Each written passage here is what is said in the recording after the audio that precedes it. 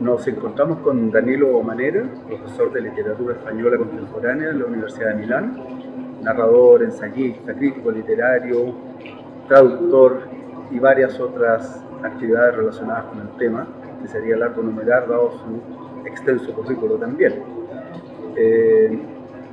Danilo Manera es especialista, dijimos, en literatura española y también tiene un vasto conocimiento de literatura latinoamericana.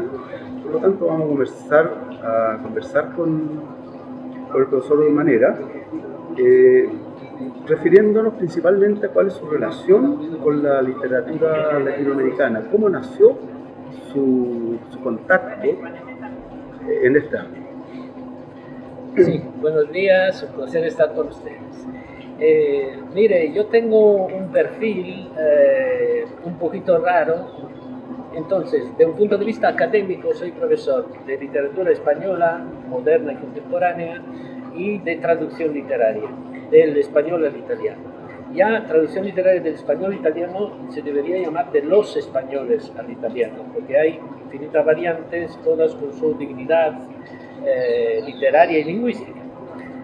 Claro que las latinoamericanas son muchas veces florecen por su complejidad, por el aporte de lenguas indígenas, incluso del inglés norteamericano, etc. Y entonces son como más ricas. Ahora bien, de un punto de vista académico, de estudios críticos, me ocupo de autores españoles y por eso mi intervención, mi aporte a este evento, un evento muy feliz que han organizado ustedes, es más bien del lado de autores españoles peninsulares, europeos. Y es un poco complementario a la intervención de David Roas, porque él deja fuera justamente de la fantasía, la ciencia ficción, donde no hay conflicto entre real e imaginario, porque es el mundo que se establece como real, como sólido, es un mundo distinto de todos los días. Yo hablaré de la ciencia ficción y sobre todo de esta relación muy peculiar que ha tenido la cultura española y también en buena medida la latinoamericana, la hispanoamericana, con la ciencia, una relación difícil, una relación de sospecha por muchas razones, que ha dificultado el crecimiento del género de la ciencia ficción hasta finales del siglo XX. Ahora ya en los últimos 25 años las cosas han cambiado mucho gracias a varias ayudas que se han recibido del cine, de literaturas menores como la literatura catalana o de los propios latinoamericanos. Ya estamos en una época de inspiración global. Pero en el siglo XX, con la República, el franquismo, la transición a la democracia, realmente el camino de esta modulación de la literatura más que género, que es la ciencia ficción o novelas protagonizadas por científicos, no ha sido fácil. Pero les estaba hablando un poco de mi perfil y hay otro componente fundamental, que es que yo soy traductor y profesor de traducción literaria, que es algo que se hace en talleres, como una especie de gran workshop de laboratorio, con ejercitaciones. Hay que poner a los estudiantes, que son estudiantes avanzados, delante de textos literarios escritos en algunos de los 20 países de habla hispana. Yo también me he ocupado de literatura guineo-ecuatorial, que es la única literatura negro-africana en lengua española, que claramente es curioso, hasta tiene influjos latinoamericanos, pero evidentemente ahí están las lenguas nativas y están las lenguas que están cercanas al español como lengua de cultura, pero lengua que tiene un estigma así de ser de los colonizadores, de haber sido enseñada como misioneros, etc. Entonces, de esa gran riqueza verbal y de imaginaciones y de emociones del área hispánica, nos ocupamos como traductores. Y yo como traductor me he enamorado muchas veces de textos provenientes de América Latina. He viajado por América Latina en ferias del libro o eventos literarios para informarme, para conocer, para leer, encontrar escritores, porque así se estrechan lazos importantes. También los he recibido viniendo a Italia en semanas de la cultura, qué sé yo, cubana o dominicana, en ferias del libro. Cuando estuvo Chile de invitado de honor en nuestra Feria Nacional del Libro en Turín, yo estaba allí en el comité que organizaba la acogida y la presentación de esos autores al público italiano. Entonces hay un aspecto más vivencial, más de experiencia cotidiana, de estancias cortas desgraciadamente, pero por toda Hispanoamérica, a la búsqueda de una actividad que me gusta comparar con la de los piratas. En cierta medida hay un botín de historias o de versos, de canciones, así, de emociones, de memoria, porque en la literatura es muchas cosas, es también memoria histórica, es memoria personal, y es deseo, es fantasía. Entonces yo creo que al final ese botín de piratas literarios se transforma en el regalo más bello que se puede hacer a tu interlocutor, al otro. En mi caso, con lectores italianos, del ambiente literario italiano, la literatura es una síntesis increíble de todo este gran mundo interior que tiene un autor y que tiene su contingencia y así su pueblo, etc. Es algo como, es mucho más que llevarnos un buen vino o un manjar de la cocina o un paisaje, ¿no? Es el concentrado de todo esto. Y entonces he tratado de ir introduciendo, publicando autores nuevos, porque hay algunos que viajan por sí mismos, por el éxito de ventas, etc. Pero como tú bien sabes, nuestra literatura están repletas de autores que no salen de la casa, de la frontera, muchas veces sin esos lazos y esos hilos que se tejen de la forma en eventos como este que nos reúne aquí o a través de la comunicación interpersonal. Y entonces mi relación con Hispanoamérica es exactamente, nace como traductor, como pirata literario, se transforma en una infinidad de amistades, porque los hispanoamericanos tienen una religión de la amistad, es un valor fuerte, eso también me impresiona y lo admiro, que dura a lo largo de los años, y entonces se crea un circuito virtuoso, por una vez, de circulación de literatura.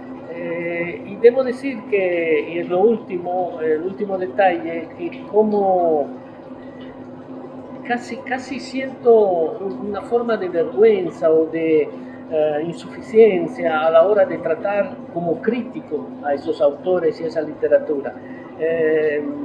Es casi absurdo, pero siento más distancia con los autores europeos, que son mis primos directos, que son de la familia, vamos, aún siendo italiano.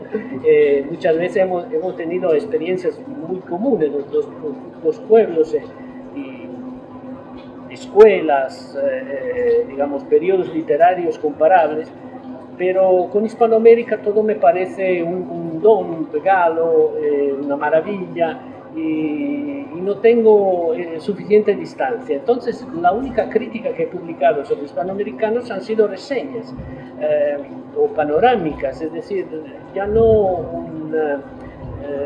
una crítica más profunda, sino verter en el papel las emociones que te ha dado una lectura y aconsejar a otra gente que también se acerque a ese libro o a ese autor. Así las cosas, sin duda, el conocimiento través de los viajes, a través de estas lecturas de la literatura latinoamericana, de algún modo configura una opinión, ¿ya? Y por lo tanto una visión que permite comparar con algunos temas. Por ejemplo, ¿existe o ves tú alguna influencia posterior al boom latinoamericano, que fue el instante en que se abrió masivamente la literatura latinoamericana a Europa?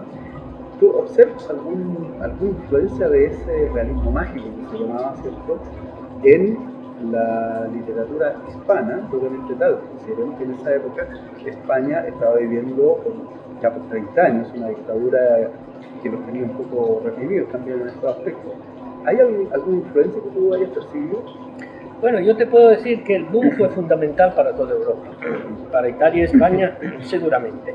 Hay autores grandísimos del boom que todavía se leen muchísimo, García Márquez o Cortázar o Vargas Llosa, y que se consideran maestros.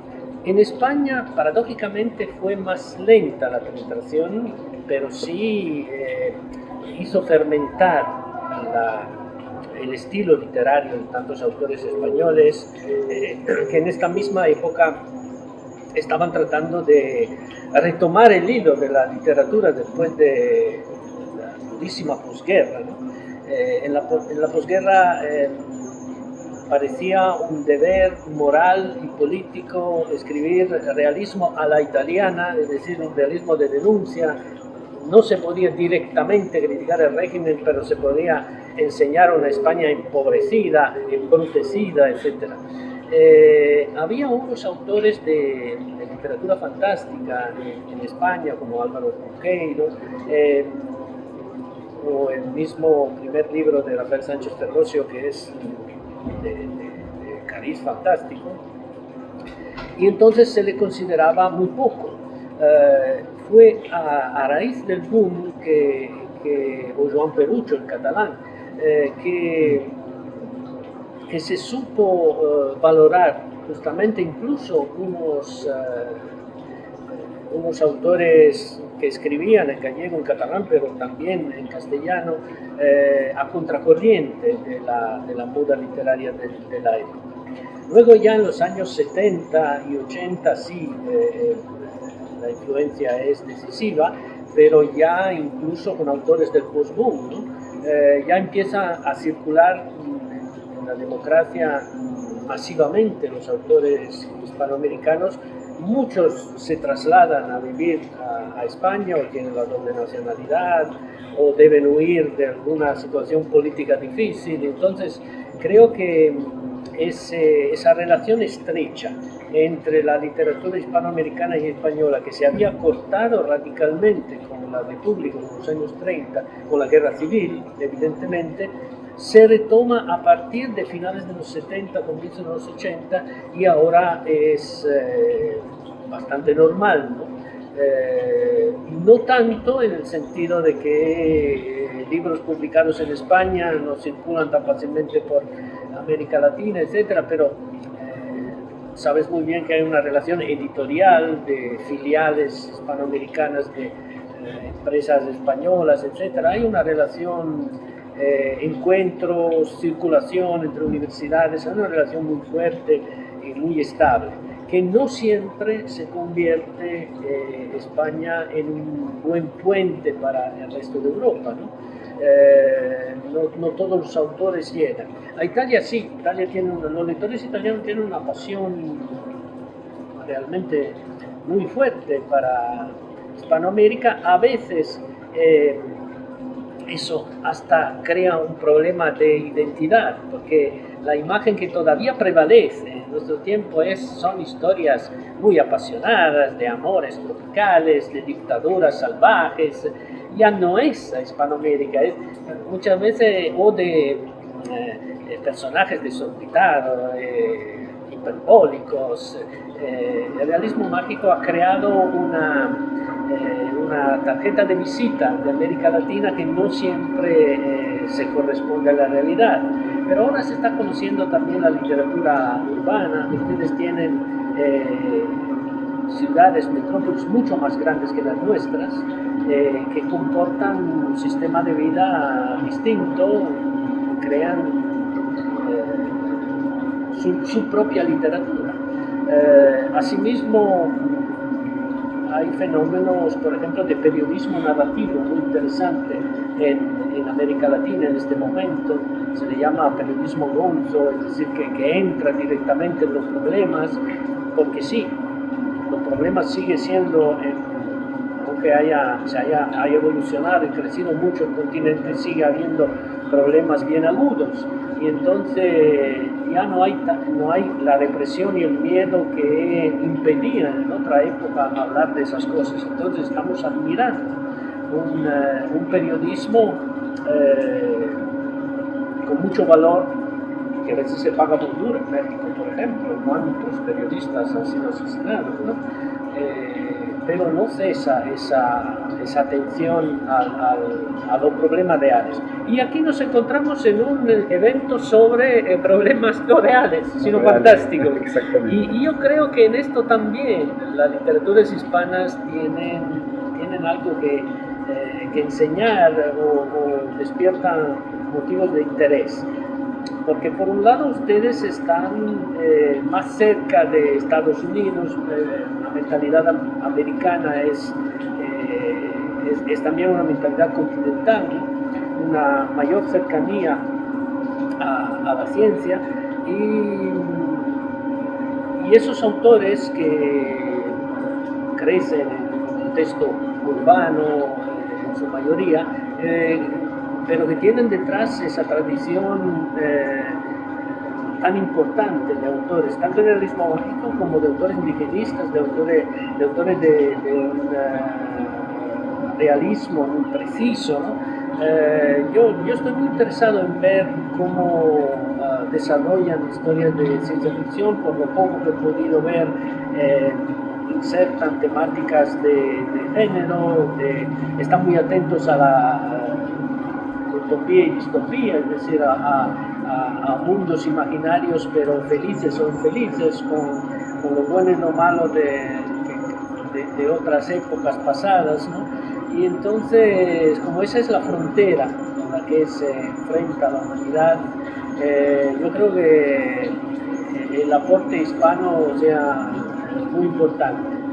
En tanto que en España es un género que tiene sus autores muy buenos, pero casi solo para apasionados, ¿no? En este momento hay géneros como el cómics o la novela gráfica o la ciencia ficción o la escritura para la infancia, que aparentan hasta mejor salud que la propia literatura en absoluto, porque tienen festivales, encuentros, cifras de venta importantes, lectores, con una circulación con el cine y con la televisión más alta que literatura, digamos, más tradicional. Entonces, yo aplaudo ese gran regreso con el boom y los años que siguieron de las literaturas hispanoamericanas. Por lo que se refiere a España e Italia, ha sido triunfal, vamos, la acogida ha sido muy grande. Y entonces, por eso la visión que teníamos de Chile como patria de grandes poetas como Gabriela Mistral y Pablo Neruda, también luego se ha traducido en conocimiento de muchísimos autores contemporáneos. No sé, a Rivera Letelier se le considera como un García Márquez del norte de Chile, ¿no? Ni hablemos de Luis Sepúlveda, Isabel Allende o Marcela Serrano, que tienen grandísima difusión en mi país, en Italia, sino también de autores mucho más complejos, como, no me sale el nombre de Tengo Miedo Torero, el autor Lemebel. Pedro Lemebel. Autores difíciles, de un estilo muy jugoso, ¿no? Yo creo que hay Alejandro Zambra, por ejemplo, ahora se han traducido Lina Meruane, Jamel El Tit, es decir, toda una serie de autores que presentan con la dificultad que conlleva tener que traducirlos, evidentemente, al italiano. El italiano es una lengua mucho más literaria. En el habla común, en la coloquialidad, se utilizan muchas veces los dialectos o variantes regionales, y la infinita riqueza del español chileno, cubano, colombiano, a veces nos presenta retos importantes como traductores. ¿Cuáles serían los principales desafíos que se enfrenta al traducir desde, por ejemplo, el castellano que se habla en Chile o que se escribe en Chile al italiano? Bueno, eso depende de cada obra, porque si es una obra de ciencia ficción muchas veces los problemas son mínimos, pero ten en cuenta sobre por ejemplo en Pedro Lemebel, sí, que es complejo. Claro, pero hay en todos esos españoles de Hispanoamérica hay elementos indígenas, de las lenguas indígenas, que muchas veces no son directamente términos relacionados con una historia que tenga indígena, sino son platos de comida o prendas del vestuario, o son tradiciones que entran independientemente. En muchos países hay también muchos elementos africanos, y entonces la capa étnica es también muy importante. Luego hay una variedad de expresiones que tú no puedes traducir literalmente, sino que debes saber si es una expresión marcada o no marcada, es decir, si es un invento, como en el MBL muchas veces del autor, o si es lo que dice normalmente la gente. Por ejemplo, al tiro en chileno quiere decir enseguida, lo vamos a hacer ya. Pero en otro contexto o no se usa o tiene otro sentido. Cuando te dicen en México ahorita, quiere decir que van a hacerlo dentro de un tiempo razonable. Si te dicen más tarde, es que nunca lo van a hacer. Es un problema, eso es una broma, pero quiero decir, en Colombia te dicen le provoca un tinto y no quiere decir te están ofreciendo un café, no es un vino del Valle de Casablanca, ¿no? Entonces hay que conocer, por eso es ser un buen traductor significa viajar y vivir en los países donde provienen los textos que trabajas, ¿no? A propósito de viaje, sabemos que hiciste un viaje por la Amazonia. Sí. Cuando joven. Claro, y de ahí se generó un texto, era más como un diario de viaje, una cosa así. ¿Qué nos puedes comentar de esa experiencia? Sí, la experiencia son esas cosas que haces cuando eres joven porque te crees que todo es posible. Si lo pienso ahora me daría un miedo terrible porque era en los años 90 cuando todavía Colombia estaba con el problema de narcotraficantes y las FARC y en situación casi de guerra. Yo tuve que pasar las líneas del ejército y de las FARC. Fui de viaje como diácono con un permiso del obispo de la región del Vaupés colombiana, vamos, como catecista, algo así. Y tuve también que dar unas cuantas clases de catecismo y luego sobre todo responder a las preguntas de los niños en unas misiones de la selva, y luego allí en uno de esos pueblitos de frontera de mestizos, pero la población era básicamente de indígenas tucanos, arahuacos, pude conversar, ser examinado también por esos indígenas que tienen una especie de resguardo donde tienen derecho a decir quién quieren que entre o no. Me aceptaron a hacer una especie de rito iniciático, fueron muy gentiles conmigo, me permitieron participar en un rito que es el rito de transferencia de los conocimientos ancestrales. Para ellos equivale a una universidad, que se llama Rito de Yurupari, se hace 3 veces al año, dura 1 día y medio, 2 días, hay una preparación de varios días antes, con la asunción de una droga ritual que es pariente de la ayahuasca, se llama yagé, pero vamos, hay un yagé o una ayahuasca preparada para turistas. Eso fue realmente en la selva, con días de camino, de canoa para llegar, y realmente fue una experiencia para mí escalofriante, tanto por considerar entrar a sentirse parte de una cultura completamente distinta, como poder vivir. No fue mucho, fueron unos meses en total, pero en un ambiente tan fascinante y tan difícil como la Amazonía. Allí pude rodar un documental, me alcanzaron con una de esas pequeñas avionetas que aterrizan en prados y luego traídos con canoas, etc. Me alcanzaron un grupo de 3 amigos, entre los cuales mi hermano, que es médico, que estuvo con nosotros en todo momento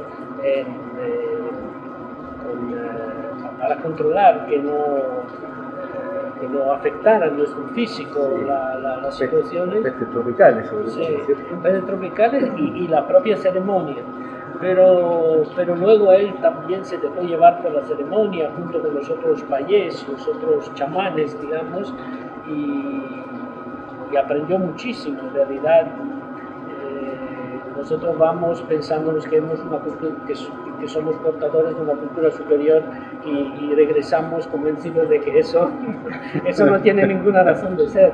Agradecidos y habiendo aprendido mucho realmente, su relación con la naturaleza y con los valores fundamentales de la vida es mucho más intensa, genuina y completa respecto a la nuestra. Yo escribí un largo cuento de todas mis experiencias, también porque en cierta medida desandé el camino que había hecho mucho tiempo antes, a finales del siglo XIX, un explorador italiano que luego se perdió, murió en Manaus, nunca más volvió a Italia, pero logró enviar una versión en italiano, digamos, de finales del XIX, de la leyenda cosmogónica, creacional de esos indígenas,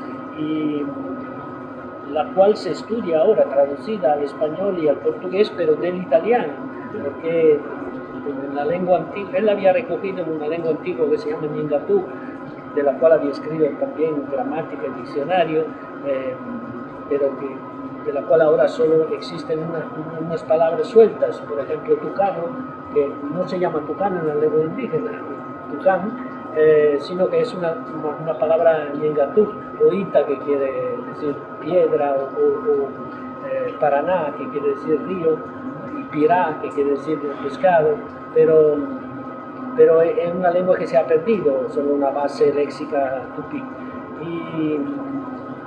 Y ahora bien, nosotros traímos la copia de la primera publicación de esta leyenda a una pequeña biblioteca a la capital de Hualpés, como gesto de hermandad con este hombre que dedicó su vida a esa época, a esas etnias y esa región, encontrándose muchas veces en posición antagonista con los militares, con los misioneros. Es decir, él también se enamoró tanto y se mezcló tanto con los indígenas que acabó siendo uno más de ellos. Y afortunadamente, aunque murió de lepra y le quemaron la choza, muchas fotografías y textos llegaron a Italia porque en 1892 se hizo el cuarto centenario de Colón, y entonces gracias a esta efeméride él envió un lote de objetos y escritos y fotografías y se salvaron, y es realmente una documentación ahora muy importante. Luego he vuelto otra vez a la Amazonía, en este caso la peruana, mucho más tranquila, peruana y ecuatoriana, y es un mundo que realmente me fascina mucho. Ojalá consigan salvar lo esencial de su cultura en el encontronazo con la contemporaneidad que corre riesgo de destruirlo todo. Bueno, ese es un problema que tienen todos los pueblos originarios en todos los países de Latinoamérica. Están siendo absorbidos un poco por este gran desarrollo social, económico que están teniendo la región. En Chile también tenemos algo de eso y el problema mapuche. Justamente ellos están tratando de salvar su cultura en general, y ha habido un gran esfuerzo. De hecho, la Universidad Católica, que nos acoge para este encuentro, hace algunos años hizo un programa de poner en valor el lenguaje del pueblo mapuche. Entonces se creó como idioma ya el mapudungun, porque antes era solo un dialecto. Entonces tiene hoy día ya una estructura más idiomática. Incluso hay por ahí algunos que lo están llamando mapuzungun, una pequeña variante. Pues a Italia vino Elicura, que es un poeta mapudungun, muy interesante. Hemos traducido algunos textos al italiano, y eso me permite hacer una sugerencia muy importante. Si Chile se dotara, como tiene muchos países, de apoyo, de un instrumento de apoyo a traducciones a lenguas extranjeras, sobre todo a países alejados, orientales, asiáticos o pequeños, no sé yo, Hungría, la misma Italia, Rusia, etc. Yo creo que deslumbraría con la calidad de su literatura y con esos elementos extremadamente originales e importantes de sabiduría humana antigua, ¿no? Como es la visión que pueden tener los mapuches, ¿no? Creo que sería una acción muy valiosa. Argentina y México tienen estos programas y nosotros los utilizamos todas las veces que podemos, porque se trata de no anclar las traducciones literarias al éxito de venta inmediato, porque por ejemplo el ensayo, la poesía se quedarían fuera de juego enseguida. Solo la narrativa, y la narrativa de género, puede generar un nivel de ventas que dé motivo a la traducción. En cambio, es muy importante recordar también obras locales o de géneros más minoritarios, pero que tienen un valor artístico personal. A propósito entonces de literatura chilena y de poner en valor también estas formas que se están escribiendo hoy en día, el año 2006 hubo una publicación en la editorial Ciruela, ¿no?, de España, en la que tú antologaste a algunos escritores chilenos. ¿Existe la idea de generar una nueva antología con nuevos autores? La historia de esta antología, que luego este año hemos publicado también en italiano, el desafío consistía en dar a conocer autores que tuviesen una trayectoria muy amplia en Chile, en su tierra, pero exactamente como ejemplo de que no todo lo que se escribe de calidad logra llegar al extranjero, porque esos autores resultaban casi desconocidos, tanto en España, ahora algunas publicaciones ha habido después, como en Italia.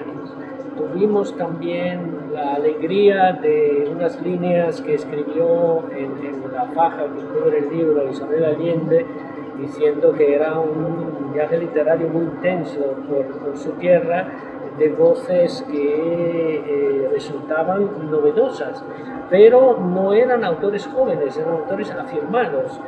Yo elegí cuatro escritoras, cuatro escritores. Por ejemplo, recuerdo las escritoras Ana María del Río, Sonia González, Pía Barrio y Neriña Vidal.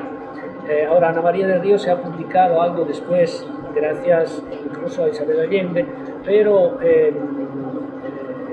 son autoras maestras de escritura o grandes periodistas que por distintas razones todavía no habían llegado al panorama de los lectores de España y de Italia. Lo mismo el caso de Diego Muñoz Valenzuela, de Poli Delano, que se nos ha ido desafortunadamente hace poco, o de Fernando Pérez. Todos autores además que se habían dedicado al cuento, porque yo sé que hay antologías en las que se ponen fragmentos de novela, pero la antología es de un género específico, del cuento, y allí creo que hay en la literatura chilena una mina impresionante de autores que son a veces también novelistas, pero que sistemáticamente insisten en este género rápido, con un desarrollo que es mucho más nervioso. Como decía Cortázar, el cuento debe ganar por nocaut, no puede ganar por los puntos, ¿no? Debe golpear duro. Y además, por mis intereses y pasiones, también estaba detrás la historia tan difícil de Chile. Había referencia al problema del atraso del campo, o al problema de la dictadura y de la represión. O no sé, hay un cuento que se desarrolla buscando una mariposa rarísima en el desierto de Atacama. Es decir, estaba el paisaje, estaba la crónica, y estaban, pero Ana María del Río tiene cuentos de realismo mágico, en realidad, pero son unas tejedoras, por ejemplo, de un pueblo que no se entiende bien dónde está, que bordan en sus obras de artesanía los grandes acontecimientos de la historia de Chile, que en su reflejo más lejano llegan a este pueblo, que son solo mujeres, porque los hombres se han perdido en la guerra, en el terrorismo, en la lucha contra la dictadura, es decir, y esperando que vuelvan, van tejiendo o haciendo sus bordados, o van preparando ollas de barro, ¿no? Entonces hay un poco de todo. Daba la idea de un panorama, una antología muy gorda, y daba, cada uno está con 3 cuentos. No he elegido muchos autores, pero dándole espacio para que la voz se escuche en su plenitud. Y eso funcionó. Algunos de esos autores han tenido luego publicaciones en Italia o en España, pero sobre todo fue un intento de hacerle un homenaje a una generación, porque de Chile llegaban los clásicos, llegaban los exilados, muchos exilados en Italia, y llegaban los más jóvenes, los posteriores, de Sergio Gómez, los posteriores a Macondo, ¿no? Sí. Es decir, está muy bien, está claro que los lectores jóvenes, las editoriales manejadas por jóvenes, busquen a las voces de su generación, ¿no? Y entonces publiquen autores treintañeros. Pero allí hay una especie de largo suspiro, de largo silencio de una generación que a veces se ha ido al exilio, a veces no, en el exilio interior, o que son, como el caso de Diego Muñoz, son jóvenes que eran al final de su adolescencia, cuando el golpe de Estado, y en las difíciles condiciones de los años de la dictadura, han mantenido viva y vital la escritura chilena. Entonces, creo que vale la pena escucharlos. Y también la cuestión de género me ha chocado mucho porque en Chile está muy fuerte y muy clara. Es decir, las escritoras, hay una historia, me parece que es de Sonia González, que es la historia de una ama de casa que tiene marido, los hijos, todos varones, y se da cuenta que ya no le importa ni le interesa ser la que prepara la comida, que arregla la casa, y que nunca la escuchen de verdad, y un día se va y deja la casa mientras ellos están discutiendo y ni siquiera la ven irse, pero es digamos una rebelión sintomática de cómo los tiempos están cambiando, y ahora vamos a negociar la relación amorosa o paterno-filial sobre otras bases. Y eso es un hilo que, como evidentemente, es evidente que en la literatura chilena la herida, el trauma que significó del 73 hasta bien entrados en los 90, porque el problema no es solo el referéndum, todo esto esté bien presente, pero afloran una cantidad de problemas, tensiones y alegrías, a veces alegría. Por ejemplo, a nosotros los italianos nos gusta muchísimo que en el cuento chileno siempre se toma vino. Es una cosa que es una cosa normal, pero quiero decir, es cotidiana, ¿no? Es algo que nos une mucho, porque nosotros estamos en la cultura del vino. El vino, que está bien, está el pisco, la grappa, está muchas cosas, pero el vino es el que sustancia nuestra cultura, que es una planta, que es una forma de estar juntos, que es sí, yo creo que también la ebriedad leve de tomarse un vino entre amigos es el caldo de cocción de la literatura. Eso es algo que por lo menos nosotros entendemos inmediatamente. Cuando un grupo de personajes se reúnen para tomar vino peleón en una pulpería, bueno, nosotros tenemos inmediatamente un equivalente, ¿no? El amor por la música, etc. Y yo estoy hablando de sorpresas que vienen en la literatura, pero en realidad no deberían serlo. Es decir, somos lo mismo en todo el mundo. Cambiamos los idiomas, pero hay muchas más cosas que nos unen y cosas que nos separan.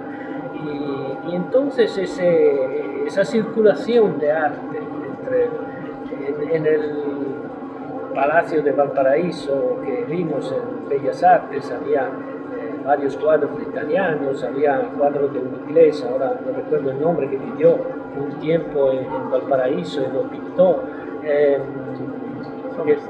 Sí, el mismo palacio era de un exilado croata que hizo su fortuna en Valparaíso. Yo veía muchos apellidos de Liguria, yo vivo en Liguria, ¿no? Muchos apellidos genoveses en Valparaíso, y hay alguna cosa en la que recuerda también Génova o ciudades italianas. Es decir, tenemos, y seguramente los alemanes o ingleses o polacos descubrirán, somos sociedades multiculturales, lo cual también significa que tenemos muchos colores, ¿no? Hilos de muchos colores que se entretejen tranquilamente y hacen la vida más bonita. Y entonces lo que empieza siendo una sorpresa hacia otra cultura, acá termina por confirmarnos en esa visión de amistad y de paz y de intercomprensión que está tan amenazada en nuestros días. Por nuestra suerte aquí no ha llegado tanta tensión de migración, aunque ya la están conociendo de venezolanos o haitianos, etc. Pero Europa está realmente al borde de una crisis de nervios con las migraciones y el terrorismo islámico. Y entonces nos conviene estar estudiando como han logrado varios países latinoamericanos salir de esa época oscura de guerras intestinas o de dictaduras, etcétera, y crear sociedades modernas sin perder su carácter tradicional y sus valores así identitarios, incluso aprendiendo a valorarlos, como se hablaba de los mapuches. Ustedes tienen en el norte también la cultura aymara y quichua, entonces hay una variedad y lo mismo sucederá con el paisaje de ustedes, que deben saber salvaguardar y al mismo tiempo acercar a la gente que pueda verlo, que pueda disfrutarlo, ¿no? Ese es uno de los grandes desafíos que tenemos, poder salvaguardar esas riquezas patrimoniales naturales. Es decir, compartiéndolas, pero sin desvirtuarlas, ¿no? Exactamente. Sin transformar en basurales esos lagos y glaciares tan bonitos. Sí, no destruirlos tampoco con grandes represas. Eso es. En el ámbito ya del encuentro de literatura fantástica y ciencia ficción, se realizó en realidad un ciclo de lecturas, ¿ya? Que abarcó durante 6 semanas, aproximadamente unos 20 o 22 escritores chilenos, muchos jóvenes, algunos más trayectoria, y pudimos darnos cuenta que en todo este ciclo había grandes en el sentido de que son personas jóvenes con mucho talento, ¿ya? Que han escrito incluso varias sagas, en el ámbito de literatura heroica, por ejemplo, o en ciencia ficción, ¿ya? Y que dan cuenta además de que existe hoy día un movimiento, ¿ya? Que a lo mejor no podemos hablar de un mercado, podríamos entenderlo económicamente, sino que más bien son como cofradías de personas que siguen este tipo de literatura. Me gustaría saber si tú percibes que en Europa, en España, en Italia, existen movimientos similares. Estoy hablando de jóvenes talentosos que además escriben con mucho conocimiento, ¿verdad? Ellos sin duda estudian, indagan, ya documentan muy bien sus historias. ¿Cómo está el panorama en Italia, en España? Sí, la palabra cofradía es perfecta, porque realmente hay clubes, digamos, no físicos, sino que se conectan por internet entre ellos y que hacen radunus, como vimos ayer fue que vi pasar como 200 Harley Davidson, chilenas y argentinas, que hacían un raduno. Se asemeja un poco a ese tipo de rituales, ¿no? Sobre todo en la literatura fantasy, de fantasía heroica, más que en la ciencia ficción, y en la pasión por los superhéroes. Hay ese tipo de encuentros que se llaman de cosplay, donde se visten de superhéroe, de su superhéroe favorito o de su personaje de dibujos animados favorito, o de los juegos, que son cada vez más elaborados y que también son narraciones, son una forma de sencilla, básica, pero de narración. El encuentro más importante en Italia se desarrolla en Lucca y han participado de cómics y de juegos, y participan 250.000 personas. Así que Lucca es una pequeña ciudad amurallada y queda paralizada en esos días, pero también le trae prestigio y le trae personas, entonces está muy bien. Pero van allí y Lucca tiene 99 iglesias, la cual más bonita, pero no la mía. No, ya no es turismo, ese es el mundo real. El mundo que importa es el fantástico. No, estoy diciendo, hay ese fenómeno. Y de esa gran oferta, luego saldrán autores que le den un nivel de calidad de tipo literario como para durar.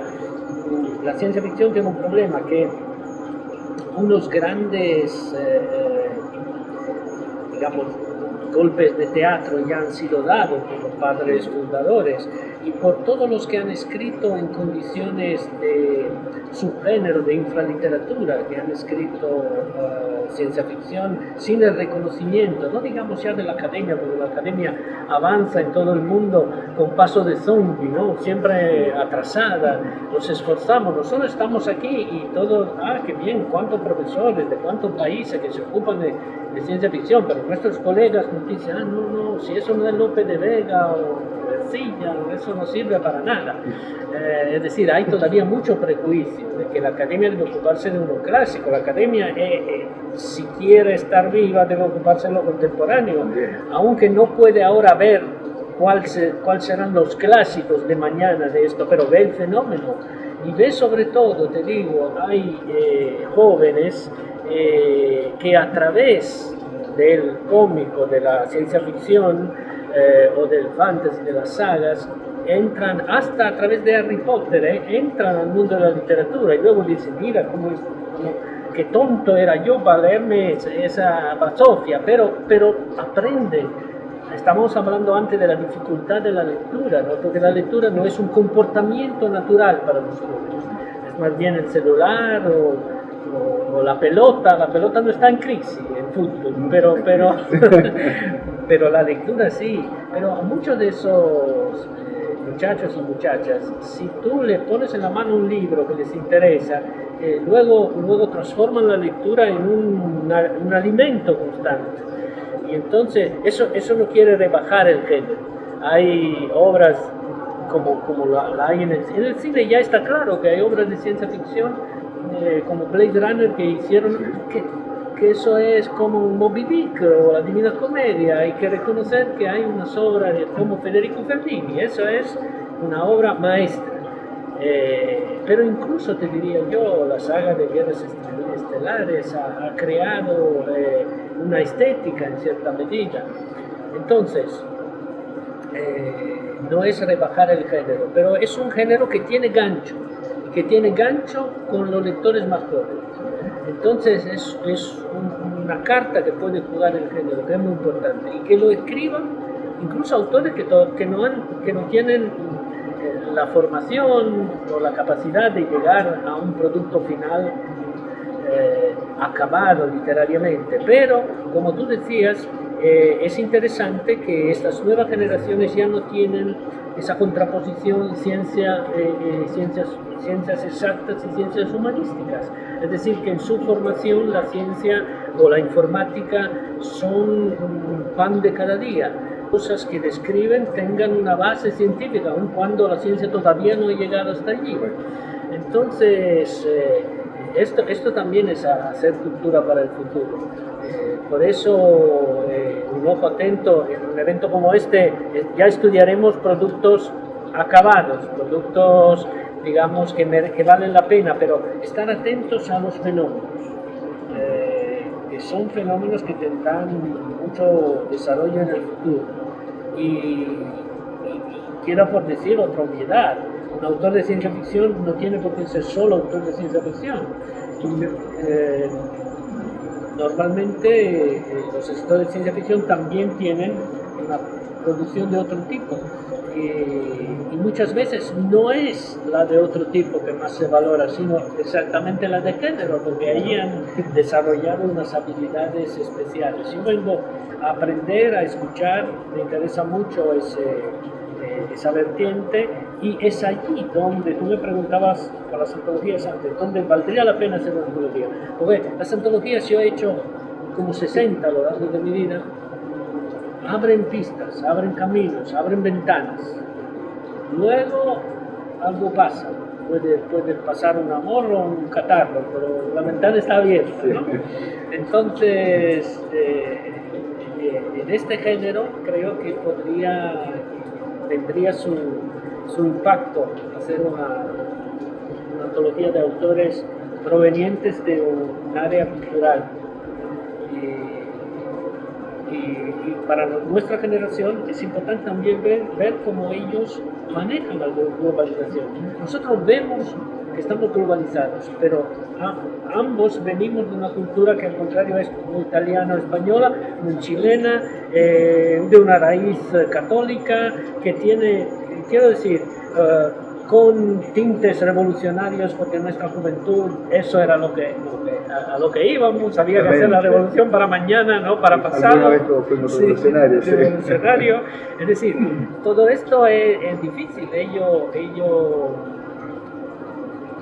a lo mejor tienen unas referencias que provienen de otro lado, que no necesariamente, no siempre es la escuela, y en eso hay un debate pedagógico importante de cómo reformular la escuela para los nuevos tiempos, ¿no? Pero a nivel de universidad es exactamente eso lo que nos interesa. Es un ámbito en el cual vemos muy bien cómo ellos manipulan, porque al final se pueden beber de fuentes norteamericanas o globales, pero tratan de desmentirlas, tratan de no hacer eso. No es como la primera cosa que te dice, eso no es un cómic japonés, no te equivoques. Y claro, el tipo está leyendo cómic japonés, pero quiere hacer lo suyo, quiere que sea algo distinto. Entonces la globalización puede que sea menos estúpida de como la imaginamos nosotros, ¿no? Puede que tenga valores positivos, que ellos nos enseñen esos valores positivos. Y menos peligroso también, como es el temor que tienen muchos, ¿no? Menos peligroso. Claro. Por lo menos conociéndola, podemos encauzarlas en formas que sean más manejables. Exactamente. Bueno, Danilo, ha sido un placer la conversación Muchas gracias, contigo. Alfredo. Terminamos aquí.